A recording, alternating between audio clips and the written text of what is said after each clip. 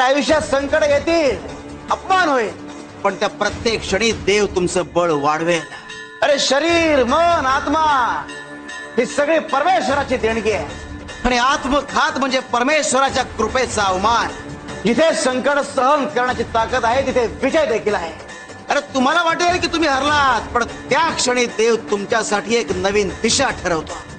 जीवनाच्या प्रत्येक वळणावर, प्रत्येक अडथळ्यावर जो स्वतःवर विश्वास ठेवतो तोच परमेश्वराला अधिक प्रिय आहे. स्वतःवरचा विश्वास आणि परमेश्वराची कृपा यांची जोड असेल तर आयुष्य शाश्वत होता. लढा, कारण संघर्षाचं फळ एक कायम गोड असतं. आणि जिथे श्रद्धा तिथे परमेश्वर. शिव हरी शंकर नमामि शंकर, शिवशंकर शंभो, हे गिरिजापती भवानी शंकर, शिवशंकर शंभो.